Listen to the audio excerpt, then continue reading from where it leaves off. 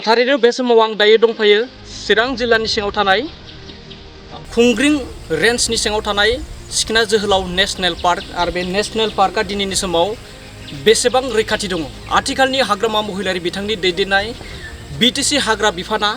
सिखना जोहोलाव नेशनेल पार्कखौ बेसेबां रैखाथि होनो हादों बेखौ नोंथांमोननि गेजेराव एक्सक्लुसिभ भिजुअलनि गेजेरजों एक्सक्लुसिभ लाइभनि गेजेरजों नोंथांमोननो दिन्थिनो नाजागोन। दिनैनि समाव मोनथिगौ दे सिखना जोहोलाव जोंनि बिटिसिनि थाखाय मोनसे सम्पद आरो बे सम्पदखौ बयबो फोथांना लाखिनो थाखाय बयबो खावलायदों आरो बे समाव गोबां बे सिखना जोहोलावनि जा अरनबारि बे अरनबारिखौ लानानै गोबां दान्थे बिदान्थेखौबो बे समाव नुनो मोननाय जादों। थारैनो बे समाव नोंथांमोना आं रोखा रोखा दिन्थिलांगोन माबोरैहाय सिखना जोहोलावनि जा हाग्रा दंफां लाइफांफोरखौ रैखाथि होदों आथिखालनि हाग्रा बिफाननि दैदेनगिरिफोरा। थारैनो नोंथांमोना रोखा रोखा दसे समनि उनाव जोंनि बड'लेण्ड बुब्लिनि गेजेरजों एक्सक्लुसिभ लाइभखौ नोंथांमोना नुनो मोनगोन। थारैनो नोंथांमोना फारसेथिंनिफ्राय नायलांदो माबोरैहाय सिखना जोहोलावनि दंफां लाइफांफ्रा फारसेनिफ्राय दानफाय जालांदों, जोबस्रांलांदों। नोंथांमोना केमेरा पार्सनखौ आं बे समाव दिन्थिनो खावलायदों बेसेबा गिदिर गिदिर दंफांखौ दिनैनि समाव लांदां खालामदों। फारसेनिफ्राय सिखना जोहोलाव नेशनेल पार्कनि जा दंफां बेसेन गोसा गोसा दंफां लाइफां बेखौ सिलिंखार खालामदों। दिनैनि समाव बिटिसिनि गोबां दैदेनगिरिफोरा सिखना जोहोलावनि जा सम्पद जोंनि बिटिसिनि सम्पद जा हाग्रा ओनसोल बे हाग्रा ओनसोलखौ सानफा एफा सानफ्रोमबो दानस्रांनाया बे समाव सोलिगासिनो दङ आरो बेखौ लानानै नोंथांमोननो एक्सक्लुसिभ भिडिअ नोंथांमोननि गेजेराव जों लाना फैगासिनो दं। नोंथांमोना नायलांदों माबोरैहाय बिटिसिनि हाग्रा बिफाना आथिखालनि जा बिटिसिनि हाग्रा बिफान बिथांमोना बेसेबां रैखाथि होनो हादों, बिटिसि सरकारनिफ्राय बेसेबां रैखाथि होनो थाखाय खामानि मावदों। जेराव आथिखालनि बिटिसिनि चिफ मानाव गेदेर हाग्रामा महिलारि बिथाङाबो जे सिखना जोहोलावजों लोगोसे गुबुन गुबुन नेशनेल पार्कखौ फोथांना लाखिनायनि सम राजखान्थिनि फोसावदिं मेलफोराव बाथ्रा बुङो। नाथाय दिनैनि समाव नोंथांमोननो जों रोखा रोखा दिन्थिनो नाजागोन जे नोंथांमोना नाय माबोरैहाय बेसेबा बेसेन गोसा गोसा दंफां लाइफांखौ बेसेबा गिदिर गिदिर दंफां लाइफांखौ फारफ्रोमथिंनिफ्राय दानफायलांनानै सिलिंखार खालामदों। जाय बिफां लाइफांखौ एबा दंफां लाइफांखौ नोंथांमोना दानफायनायखौ नुयोब्ला नोंथांमोना बिखा खामगोन। जेराव बेसेबा गिदिर गिदिर गलाय दंफांखौ दानस'नानै हास'नानै सिलिंखार खालामलांदों। आथिखालनि जा बिटिसि हाग्रा बिफाननि मावफुं सोद्रोमा जेम्स बसुमतारी बिथाङा दिनै बिबान मोननाया दान मोनसे जायाखै। नाथाय बेफोरनि सायाव मा राहा लागोन, दंफां लाइफां दाननायनि सायाव मा राहा लागोन बेखौ जेबो मोनथिना मोनाखै। नाथाय सोंथि फैदों बे समाव बिटिसि हाग्रा बिफाननि जा फरेस्ट बिफाननि दैदेनगिरिफोरा मा नोजोराव एबा डिउटि खालामो ना खालामा एबा बेफोरनि सायाव नोजोर होनो हायाखै। नोंथांमोना नायलां माबोरैहाय बेसेबा गिदिर गिदिर दंफांफोरखौ मा समाव दानफायदों आरो माबोरै दानफायदों। बे समाव गोलाव समनिफ्राय जों नुबोदोंमोन बेयाव माखासे हन्डा बाहायनानै बेफोरबायदि दंफां लाइफांखौ सिलिंखार खालामदोंमोन। नाथाय बे बाराव जों हन्डा बाहायनानै बे दंफांखौ दाननाय नुनो मोनाखै। बेयाव बे समाव जों नुना मोननाय बायदिब्ला रुवाजोंनो दाननानै बेसेबा गिदिर गिदिर दंफांफोरखौ बेफोरबायदि दानफायनानै जोंनि फोसावजानाय जा सिखना जोहोलाव नेशनेल पार्क बे सिखना जोहोलाव नेशनेल पार्कआ दिनैनि समाव थागोन ना थाया, थांना थागोन ना थाया। थांनाय 5 बोसोरनि सिगां एबा आथिखालनि जा हाग्रामा महिलारि बिथांनि दैदेननायनि सिगाङाव प्रमद बर'नि आमोलाव बे ओनसोलखौ नेशनेल पार्क सिखना जोहोलाव नेशनेल पार्क महरै फोसावजादोंमोन। नाथाय बे सिखना जोहोलाव नेशनेल पार्कनि अरनबारिया हाग्राबारिया दंफां लाइफाङा दिनै सानफा एफा जोबस्रांलांनायनि लामाखौ बे समाव नुना मोननाय जादों। नोंथांमोना नायलां माबोरैहाय एसेबां गिलु बालु अन्थाव बाथाव दंफांफोरखौ बेबायदि दानस्रांनानै सिलिंखार खालामलांदों। आं बे समाव एक्सक्लुसिभनिफ्राय एबा बड'लेण्ड बुब्लिनिफ्राय फैनानै बे समाव रायजो राजानो दिन्थिनो नाजादों जे माबोरैहाय रैखाथि होदों बिटिसि सरकार एबा बिटिसि हाग्रा बिफाननिफ्राय जे सिखना जोहोलाव नेशनेल पार्कखौ फोथांना लाखिनो थाखाय थारैनो बिटिसि सरकारा खामानि मावमारदोंना आरो खामानि मावदोंब्ला माबोरैहाय बेफोरबायदि एसेबां गिदिर गिदिर दंफां लाइफांखौ सानफा एफा दानस्रांनानै फोजोबलांदों। नोंथांमोना केमेरा पार्सनखौ आं बे समाव एक्सक्लुसिभ भिडिअनि गेजेरजों दिन्थिलांनो खावलायदों जे बेसेबा गिदिर गिदिर दंफांफोरखौ दानफैनानै सिलिंखार खालामदों। बे समाव मोनसे सोंथि फिन आरोबाव खालामनो लुगैदों जे जेम्स बसुमतारी नोंथाङा एबा बिटिसिनि मानाव गेदेर बिटिसि हाग्रा बिफाननि मानाव गेदेर मावफुं सोद्रोमा जेम्स बसुमतारी नोंथाङा बे सिखना जोहोलावनि सिङाव थारैनो बे समाव खुंग्रिं रेन्जनि सिङाव थानाय 4 नं गलगाटा होननाय मोनसे ओनसोलाव थाद'नाय गैयै दंफां लाइफां दानस्रांनाया बे समाव सोलिगासिनो दङ। जे मा समाव बेफोर दंफां लाइफांखौ रैखाथि होगोन, मा बुंगोन बे समाव बिटिसि हाग्रा बिफाननि दैदेनगिरि, बिटिसि हाग्रा बिफाननि मावफुं सोद्रोमा बिथांमोना, जेराव गोबां जोंनि बर'नि माहारियारि आफादफोराबो बे सिखना जोहोलाव नेशनेल पार्कखौ फोथांना लाखिनो थाखाय गोबां बाथ्रा बुंदों, गोबां दाबि खालामबोदों, गोबां बिनि सायावहा दान्थे बिदान्थे खालामबोदों। नाथाय थेवब्लाबो खोमा सुनाय नुवाखै। मा जाहोनाव खोमा सुवाखै बेयो मोनसे गिदिर सोंथि। नोंथांमोना रोखा रोखा नुना मोन्दों जे बेसेबा गिदिर गिदिर दंफांफोरखौ बे समाव दानफैदों आरो दानफैनानै सिलिंखार खालामलांदों फारसेनिफ्रायनो, जेराव जोंनि बिटिसि ओनसोलाव थांनाय 5 बोसोरनि आमोलाव जे गोबां दंफां लाइफां एबा बिफां गायनायनि हाबाफारि लादोंमोन। नाथाय बे समाव नुना मोन्दों जे बेसेबा गिदिर गिदिर दंफांफोरखौ थारैनो बे समाव खुंग्रिं रेन्जनि सिङाव थानाय काजलगाव साब डिभिजननि खुंग्रिं रेन्जनि सिङाव थानाय 4 नं गलगाटा होननाय ओनसोलाव बेबायदि बेसेबा गिदिर गिदिर सिखना जोहोलाव नेशनेल पार्कनि दंफांफोरखौ दानफायनानै सिलिंखार खालामनाया थारैनो जोंनि बिटिसि ओनसोलनि थाखायनो जोबोरैनो दुखुनांथाव होनना बुंनांगोन। जेराव जों बे सिखना जोहोलाव नेशनेल पार्कखौ जोंनि बिटिसिनि बेसेबा गिदिर सम्पद होननानै जोङो मानियो आरो जों बेखौ फोथांना लाखिनांगौआ सरकारनि, रायजो राजानि साफ्रोमनिबो बिबान दङ। बे समाव काजलगाव साब डिभिजननि डिएफअ कुनजन बसुमतारी बिथाङाबो गोबां फोरमायदोंमोन जे सिखना जोहोलावनि नेशनेल पार्कआव जाय बिथांमोना आयेननि बेरेखायै दंफां दानफायनानै न' बां लुना लादों बेफोरखौ 100% एभिक्सन खालामगोन होननानै बाथ्रा बुंदोंमोन। आरो कुनजन बसुमतारी बिथाङा डिएफअ कुनजन बसुमतारी बिथाङा काजलगाव साब डिभिजन बिथाङा बे ओनसोलखौ नायबाय थायो। नाथाय बे ओनसोलखौ नायनाया बेसेबां जाफुंसार। कुनजन बसुमतारी बिथाङा बेबायदि खुंग्रिं रेन्जनि सिङाव थानाय 4 नं गलगाटा ओनसोलाव जे बेफोरबायदि बेसेबा गिदिर गिदिर दंफां दानलांदों, बेखौ उदिस दंना गैया बे मोनसे गिदिर सोंथि। माब्ला बेनि सायाव एक्सन लागोन? बिटिसि सरकारा सिखना जोहोलावनि थाखाय माब्ला खामानि मावगोन? बेफोरबायदि दंफां लाइफांखौ फोजोबस्रांनो थाखायसो आथिखालनि सरकारा थांखि लादोंमोन। मा थांखि लादों? जे सिखना जोहोलाव नेशनेल पार्कनि बेफोरबायदि दंफां लाइफांखौ फोजोबस्रांनायनिफ्राय माब्ला रैखाथिनि खामानि मावगोन बिटिसि हाग्रा बिफाना? आरो बिटिसि हाग्रा बिफाननि मावफुं सोद्रोमा बिथां जेम्स बसुमतारी बिथाङा दिनैनि समाव बेसेबां सांग्रां जे सिखना जोहोलावजों लोगोसे बिटिसिनि दाब दाब हाग्रा बिफान ओनसोलफोरखौ रैखाथि होनायाव मा खामानि मावगोन, मा थांखि लागोन, दासिमबो जेबो उदिस गैया। जेराव थांनाय साननैसो सिगांसो बिटिसिनि हाग्रा बिफाननि गाहाय दैदेनगिरि मावफुं सोद्रोमा हिसाबै जेम्स बसुमतारी बिथाङा बिबान मोनदोंमोन आरो बिथाङा गोबां बाथ्रा बुंदोंमोन जे बिटिसि ओनसोलनि गोबां हाग्रा बिफान ओनसोलखौ आयेन बायदियै रैखा खालामगोन होनना बुंदों आरो जाय बिथांमोना आयेननि बेरेखायै दंफां लाइफां दानदों बिथांमोनखौ गोख्रोंनिफ्राय गोख्रों राहा लानाय जागोन होननानै बायदि बाथ्रा बुंदोंमोन। नाथाय दिनैनि समाव नुना मोन्दों जे बिटिसि सरकारा सिखना जोहोलाव नेशनेल पार्कखौ फोथांना लाखिनाया फैलार जादों होननानै बुंनांगोन। नेशनेल पार्कखौ एबा बिटिसिनि हाग्रा दंफां लाइफांफोरखौ बे समाव दानस्रांनायनिफ्राय रैखाथि होनो हायाखै होननानै बे समाव जों बुंनांगोन। मानो बुंनांगोन होनना बुङोब्ला बिथांमोना जोंनि एक्सक्लुसिभ भिजन एबा एक्सक्लुसिभ भिडिअनि गेजेरजों नुना मोन्दों माबोरैहाय बेसेबा गिदिर गिलु बालु दंफांफोरखौ माबोरै दानफायलांदों। बिथांमोना केमेरा पार्सनखौ नोंथांमोनखौ एबा दिन्थिनो खावलायदों जे बेसेबा गिदिरफोरखौ दंफां लाइफांफोरखौ दानस्रांनानै फारसेनिफ्राय गैयै खालामदों। फारसेनिफ्राय सिखना जोहोलाव मुंनि जा नेशनेल पार्क, बे नेशनेल पार्कखौ फोजोबनायनि थाखाय जा थांखि, बे थांखिया सोलिगासिनो। नाथाय बिटिसि हाग्रा बिफाननि दैदेनगिरिफ्रा बिनि सायाव जेबो उदिस गैया, जेबो बिनि सायाव बाथ्रा बुंनायखौ बे समाव नुना मोननाय जाया। थारैनो जोंनि बे बड'लेण्ड बुब्लिनि जा ग्राउन्ड जिर' रिपर्ट, जा खुंग्रिं रेन्जनि सिङाव थानाय 4 नं गलगाटा ओनसोलनि जा हाग्रा दानस्रांनायनि थासारि, बेखौ नुनानै मा राहा लागोन बेखौ फैबाय थानाय समावसो मिथिसिगोन। थारैनो बे काजलगाव साब डिभिजननि हाग्रा बिफाननि गाहाय दैदेनगिरि डिएफअ बिथाङा जाहैबाय कुनजन बसुमतारी। आरो कुनजन बसुमतारी बिथाङा गोबां मिडियानि गेजेरजों बाथ्रा बुङो, हाग्रा रैखाथि होनायनि बाथ्रा बुङो। नाथाय हाग्रा रैखाथि होनायनि मुङाव दिनै जों नुना मोन्दों जे खुंग्रिं रेन्जनि सिङाव थानाय जा 4 नं गलगाटा होनना बुंनाय मोनसे जायगायाव नोंथांमोना नायदो बेफोर दंफाङा बेसेबा गिदिर गिदिरमोन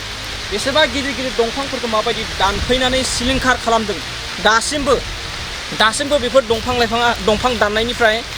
रानाखै मैया दाखालिसो बे दंफांखौ दाननाय बायदि नुना मोनो बेसेबा गिदिर गिदिर नोंथांमोना माबोरै गोग्लैना दं जे 2 नं गलकाता ओनसोलाव माबोरै बेसेबा गिदिर गिदिर दंफांफोरखौ दानफायनानै सिलिंखार खालामदों दुखुनांथाव बाथ्रा होननानै बुंनांगोन जे बिटिसि ओनसोलनि नायल' जाल' जा सिखना जोहोलाव नेशनेल पार्क बे नेशनेल पार्क महरै थागोन ना थाया दिनै जोंनि बर' हारिनि गोबां माहारियारि आफादफोरा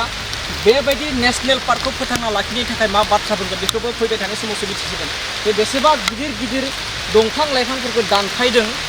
मा राहा लागोन बेनि सायाव बे समाव खुंग्रिं रेन्जनि रेन्जार बिथांमोना काजलगाव साब डिभिजननि डिएफअ बिथांमोना मा बिनि सायाव थांखि लागोन मा बुंगोन जोंनि बे खौरांनि गेजेरजों ओंखारनायनि उनाव बेखौ समनि गेजेरजों मोनथिलांगोन बे समाव आं दायो दंफायो काजलगाव साब डिभिजननि सिङाव थानाय खुंग्रिं रेन्जनि सिङाव थानाय 4 नं एबा 4 नं गलकाता होननाय मोनसे ओनसोलाव आरो बे ओनसोलानो जाहैबाय सिखना जोहोलाव नेशनेल पार्कनि सिङाव थानाय आरो बे सिखना जोहोलाव नेशनेल पार्कनि दंफां लाइफांफोरा बेसेबां रैखाथि दङ आथिखालनि मानाव गेदेर बिटिसिनि गाहाय मावफुं सोद्रोमा हाग्रामा महिलारि बिथांनि दैदेननाय बिटिसि हाग्रा बिफाना आथिखालाव बेसेबां रैखाथि होदों जेराव ससियेल मिडियानि गेजेरजों गोबां बे समाव सिखना जोहोलाव नेशनेल पार्कखौ सिलिंखार जानायखौ बे समाव नुनो मोननाय जादों आरो गोबां जोंनि बर' हारिनिनो गोबां हा हु गैजायै नखरफोरा बे समाव सिखना जोहोलाव नेशनेल पार्कखौ नोजोर होदों आरो बे नेशनेल पार्कखौ नोजोर होनायाव नुनो मोनदों जे गोबां दंफां लाइफांफोरखौ दानफायनानै न' बां लुदों बे समाव गिबियावनो हाबजेननायावनो बे समाव खुंग्रिं रेन्जनि सिङाव थानाय जा 4 नं गलकाता होननाय ओनसोलाव बेबायदि न' लुनानै दंफैयो मिथिना मोननाय जादोंब्ला बेफोर न'नि बिगोमाफोरा हा हु गैजाया नाथाय बे हा हु गैजायै नखरखौ आथिखालनि बिटिसिनि सरकारा माबोरै नोजोर होगोन थारैनो बेबायदिनो नेशनेल पार्कनि हाग्रा एबा दंफां लाइफांफोरखौ आयेननि बेरेखायै सिलिंखार खालामहोनानैसो बेफोरबायदि रायजो राजाफोरनो हा हुखौ हगारना होगोन नामा बेयो मोनसे गिदिर सोंथि जे बे समाव आथिखालनि बिटिसिनि गाहाय मावफुं सोद्रोमा हाग्रामा महिलारि बिथाङा थांनाय बिसायख'थिनि सिगां 5 गेरेन्टि होदोंमोन आरो बेनो बयनिख्रुइबो देरसिन गेरेन्टियानो जाहैबाय दि हानि पाट्टा होनाय हा होनाय बिटिसि सरकारनिफ्राय हा होनाय बाथ्रा होदोंमोन नाथाय बे समाव नुनो मोननाय जादों जे हा होनाय पाट्टा होनाय बेफोरखौ गोजानावनो दोनथ' जे बे समाव सिखना जोहोलाव जोंनि सनानि सम्पद बिटिसिनि सम्पद जायखौ बुङो सिखना जोहोलाव नेशनेल पार्क बे नेशनेल पार्कखौ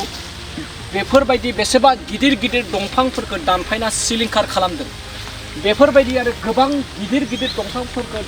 दानफायनानै सिलिंखार खालामनाय थासारिया दिनैनि समाव गोबां सोंखारि जाथाव होनना बुंनांगोन बे समाव बिटिसि हाग्रा बिफाननि मावफुं सोद्रोमा जेम्स बसुमतारी बिथाङा सिखना जोहोलाव नेशनेल पार्कनि सिङाव थानाय बे रुनिकाटा रेन्जनि सिङाव जा 4 नं गलकाता होननाय ओनसोलाव बेफोरबायदि बेसेबा गिदिर गिदिर दंफांफोरा जे सिलिंखार जालांदों बेखौ बिथाङा मोनथिदोंना मिथियाखै काजलगाव साब डिभिजननि डिएफअ कुन्जन बसुमतारी बिथाङा मिडियानि गेजेरजों गोबां बाथ्रा बुङो हाग्रा दंफां लाइफांफोरखौ रैखाथि होनायनि बाथ्रा बुङो नाथाय बे समाव गोदान दंफां दानफायनानै सिखना जोहोलाव नेशनेल पार्कनि सिङाव बेफोरबायदि दंफांफोरखौ गोबां दानफायनानै न' बां लुनानै थाफैदों बे समाव जों मैया दाखालिसो जोंनि बड'लेण्ड बुब्लिनि गेजेरजों दिन्थिदोंमोन जे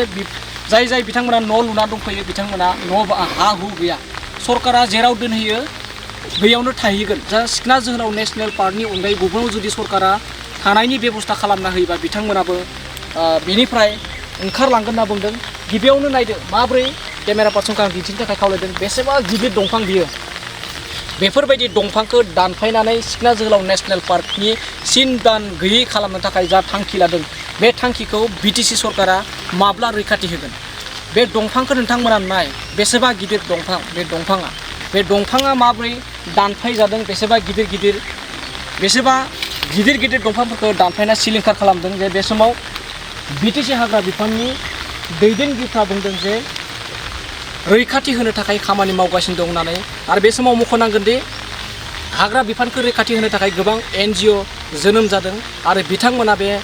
NGO बिथांमोना गोबां बेखौ रैखाथि होनो थाखाय थांखि लादों आरो खामानि मावदों नाथाय बे समाव मख'नांगोन जे बिटिसि सरकारनि जा हाग्रा बिफान बे हाग्रा बिफानफोरा थांखि लादोंना लायाखै बेसेबां थांखि लादों बे समाव जोंनि बड'लेण्ड बुब्लि नायगिरि बिथांमोनखौ जों खावलायो बे समाव गोबां बोथोरा मोजां नङा अखा हादों थेवब्लाबो आं नोंथांमोननो रिपर्ट खालामनानै दिन्थिगोन जे बेसेबां गाज्रियै दंफां दानदों बेसेबां गिदिर दंफांफोरखौ दानफायनानै सिलिंखार खालामदों एक्सक्लुसिभ जा भिजुअल बेखौ नोंथांमोननि गेजेराव दिन्थिलांबाय थागोन नोंथांमोना नायलां बे समाव फोरमायो जे दिनै बोथोरा जोबोद गाज्रि अखा बांखा थेवब्लाबो आं जे सिखना जोहोलाव नेशनेल पार्कनि जा दंफां लाइफां बे रैखाथि होनायाव एसेब्लाबो मदद होनो हागोन एबा रायजो राजाफ्रा जे बेनि सायाव मिथिगोन जोंनि बर' हारिनि गोबां दैदेनगिरिफोर बर' हारिनि गोबां माहारियारि आफादफोरा जे जोंनि बे बड'लेण्ड बुब्लिनि जा ग्राउन्ड जिर' रिपर्ट सिखना जोहोलाव नेशनेल पार्कनि जा थासारि बेखौ दिन्थिनायनि उनाव मा राहा लागोन एबा एसेब्लाबो मोदोमा गुदुं जागोन होननानै बे समाव जों आसा खालामो आरो सानो आरो बे समाव जों मोनथिना मोननाय बायदिब्ला जे सिखना जोहोलाव नेशनेल पार्क बायदियाव लोंनाय दैनि थाखाय बरिंबो गायना होदों